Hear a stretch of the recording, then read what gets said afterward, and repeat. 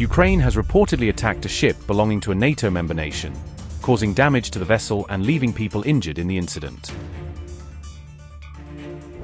After repeatedly seeking financial assistance, weapons, and political backing from NATO countries, Zelensky is now being accused of turning against members of the alliance.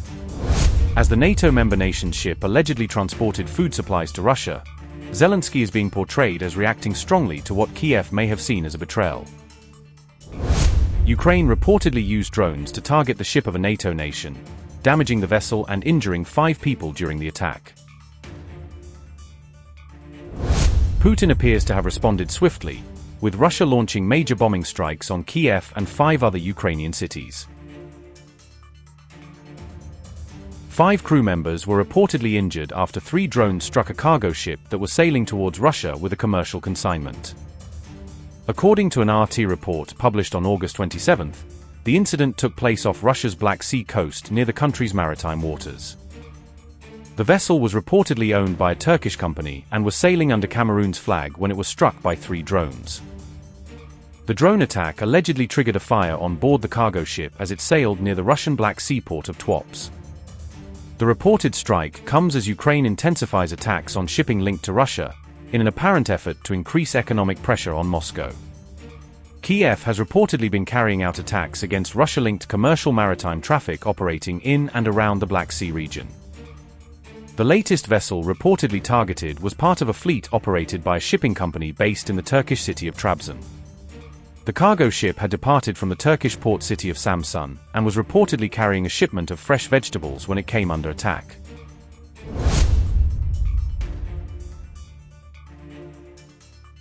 The head of the Trabzon Chamber of Commerce reportedly said that Turkey was being tested by the latest developments in the Black Sea, according to RT News. Erkut Çelebi called on the Turkish government in Ankara to provide financial support and assistance to companies affected by the reported attack. Çelebi said that such attacks threatened vital trade routes across the Black Sea and were placing added pressure on Turkish exporters. Ankara has played a major role in efforts to negotiate and maintain safe passage for commercial ships moving through the Black Sea.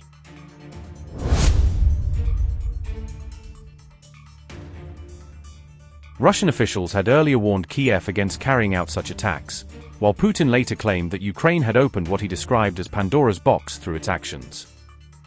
Russia's retaliatory strikes have reportedly disrupted and effectively cut off shipments moving through Ukrainian ports on the Black Sea.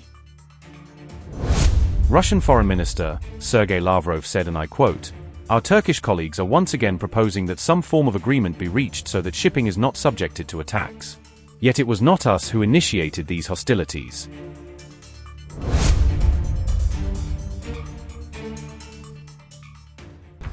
Kyiv residents were forced to shelter inside metro stations during a rare all-day Russian aerial attack, as the capital remained under threat for hours. Explosions in Kyiv began around 3 a.m. on August 27 and continued into the morning, according to the Kyiv Independent, keeping residents on alert through the night. Russia targeted Kyiv with jet-powered drones, while powerful blasts and the sound of Ukrainian air defense fire could be heard across the city. Drone debris was found across several Kyiv districts, including Podilsky, Shevchenkivsky, Holosievsky and Pechersky, according to local reports. The attack also damaged 2 schools and a sports facility, while a fire was reported near the Valery I. Lobanovsky Stadium amid the continuing strikes. Russia also struck warehouses in Kyiv Oblast, injuring at least 1 person, according to Ukraine's State Emergency Service. After midday, another drone fell onto a major road in Kyiv's Holosievsky district, according to Kyiv Mayor Vitaly Klitschko. The latest assault came just days after Russia struck a shopping center in Kryvyi Rih, killing at least 16 people in another deadly attack. The strikes also came days after Trump's CIA chief traveled to Russia, reportedly for discussions involving Ukraine and Iran.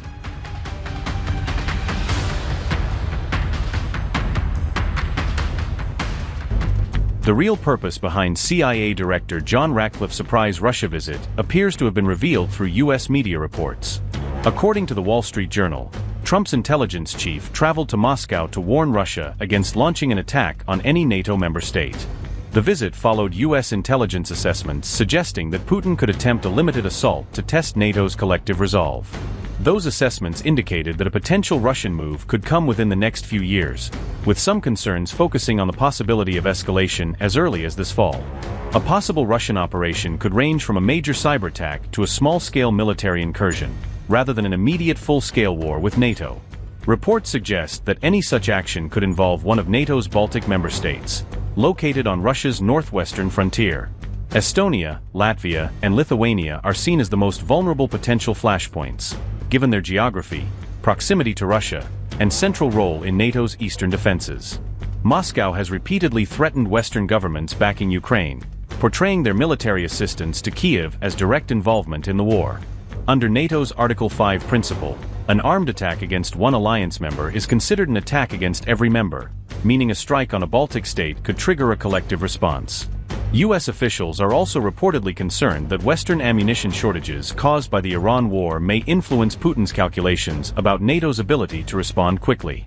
During his Moscow visit, Ratcliffe also urged Russian officials to reduce their military and economic support for Iran, including transfers of weapons and defense technology.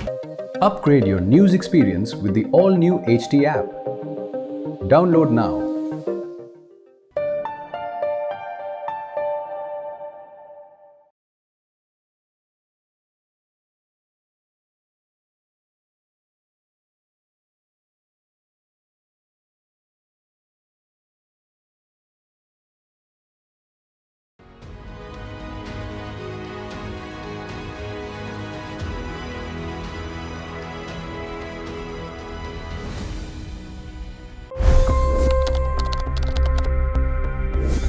$25 crore गरीब गरीबी को परास्त करके बाहर निकले। For the good of our nation, let's work together and let's truly make America great again. The fastest news breaks. Requested PM saying that look, you will have to speak to Putin and to Zelensky. The biggest newsmakers. The relationship with India is probably the most important bilateral relationship the U.S. will have for the rest of this century. The capital delivered quite an election result today. Expert analysis. The million-dollar question today is how to stop this dance of death. Ground reports. I'm standing at the crossroad of the Kumbh Mela. Behind me are more than 100 entry ghats. Long-form interviews. Exclusionary politics is reflected in Manipur case as well. You don't bother because this is a small state. Have you ever wondered what happens when a banking dynasty meets tides of world history, intrigue, and a dash of myth? Why exactly did the US topple the Sheikh Hasina government? HT videos. We don't just break news, we break it down.